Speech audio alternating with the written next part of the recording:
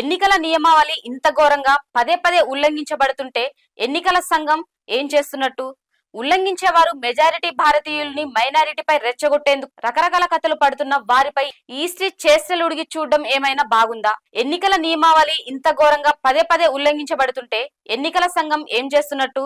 ఉల్లంఘించేవారు majority భారతీయుల్ని మైనారిటీపై రెచ్చగొట్టేందుకు రకరకాల కథలు పడుతున్న వారిపై ఈస్ట్రీ చేష్టలు ఉడిగి చూడడం ఏమైనా బాగుందా? ఇద్దరి మధ్య ఇంత ఘర్షణ వాతావరణం తేవడం సబబేనా? ఆలోచించండి. సంపద పునఃపంపిణీ అంటూ పాత చింతకాయ పచ్చడి సోషలిస్టు వాగడంబరాన్ని ప్రదర్శించడం ఇది 21వ శతాబ్దపు మొదటి భాగంలో చెప్పడం ఏ విధంగా చూసినా కరెక్ట్ కాదు. నేను ఇప్పటిదాకా చెప్పింది కాంగ్రెస్ మేనిఫెస్టో గురించేనని సూక్ష్మ బుద్ధులైన మీరు గుర్తుపట్టే ఉంటారు. నేను ఆర్థికవేత్తని కానని ముందే ఒప్పుకుంటున్నాను. అలానే రసెల్ క్రో లాగా లెక్కల మాస్టరు వేసాలేసిన సినీ నటుణ్ణి కాదు.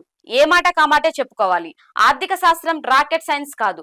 నా ఉద్దేశంలో అసలు సైన్సే కాదు. మీలో కొందరు ఒక ప్రఖ్యాత ఆర్థిక కాలం చూసుంటారు. దాని పేరు రుజువులు అవసరం లేదు కాబట్టి రుజువైంది. తెలివైన వారు సంపద పునఃపంపిణీ వంటి ఆర్థిక అంశాలకు సులభంగా పరిష్కారాలు చెప్పేస్తుంటారు. కాబట్టి ఆర్థిక పరమైన అంశాలపై నాకున్న ఇంగిత జ్ఞానంపై ఆధారపడి ఈ చర్చలోకి నేను ప్రవేశిస్తున్నాను.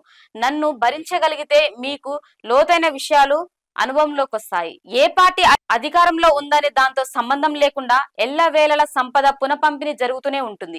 ఇది రెండు రకాలుగా ఉంటుంది. ఒకటి మంచి విధానం, అంటే సామాజికంగా నిచ్చెన మెట్లలో ఎవరుండాల్సిన చోట వారిని కుల వ్యవస్థలుగా నిలిపి సాంఘిక వ్యవస్థ నిలబడి ఉండేలా చూడటం.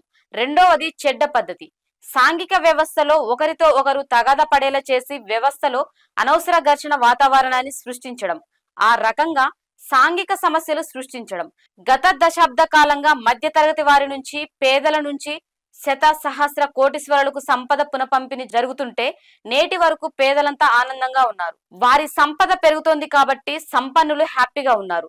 రామ మందిరం దక్కినందుకు పేదలు ఆనందంగా ఉన్నారు. పైగా వాట్సాప్ యూనివర్సిటీలో భాగస్వాములవ్వడం కూడా వారి ఆనందానికి అవధులు లేవు. పేదలుగా ఉన్నందుకు పేదవారికి ఇంకేం గుర్తింపు కావాలి? ఈ దశలో సంపద పునఃపంపిణీ రివర్స్ మార్గంలో, అంటే ధనికుల నుంచి పేదలకు పంపిణీ చేస్తానని చెప్పడం ఎలా న్యాయం చెప్పండి?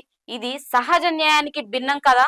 మీ మామ నిజంగా ఎలన్ మస్క్ కాకున్నా ఎలన్ మస్క్ లా వెలిగిపోవడానికి ఉన్నదారులన్నీ ఇది మూసేయడం కాదా? రెండవ ముఖ్యమైన అంశం హెచ్ఎన్ఐ కొన్ని కోట్లాది మందిని అవమానించడం కాదా? శతాబ్దాలుగా కొద్ది మందిగా ఉన్న సంపన్నులను విజయవంతంగా మోస్తున్న కష్టజీవుల గురించి అంత అవమానకరంగా ఎందుకు కాంగ్రెస్ ఆలోచిస్తున్నది? ప్రపంచ అసమానత సూచి ప్రకారంపై 1% ఉన్న భారతీయుల చేతిలో కేవలం 40.1% సంపద ఉంది. 99% మంది చేతిలో మిగిలిన 59.9% సంపదంతా ఉంది. ప్రధాని ఉపన్యాసాల్లో చెప్తున్నట్టు మన జనాభా 140 కోట్లు. దానిలో 1% అంటే 1.40 కోట్లు మద్దతుగా నిలబడకపోవడం తప్పంటే ఏ ఆర్థిక శాస్త్రవేత్త అయినా కాదనగలరా? కాంగ్రెస్ పార్టీ యొక్క విప్లవాత్మక మేనిఫెస్టో బలపరచలేరంటోంది ఎందుకు? ధనికులపై పేదల బుర్రల్లో ద్వేషాన్ని రగులుకొల్పడమే వారి ఉద్దేశం. నిరుద్యోగంపై వారి ధనికులు పేదలనే మాటలు 1960ల నాటివి. అలానే నిరుద్యోగం గురించి కూడా కాంగ్రెస్ ఏవా అలాంటిదే. కృత్రిమ మేధా రోజుల్లో మేడ మీద తలున్న ఎవరైనా ఉద్యోగాల గురించి మాట్లాడతారా? నేడు పేదలైన ధనికులైన సంపద సృష్టికర్తలుగా ఉండాలనుకుంటున్నారు.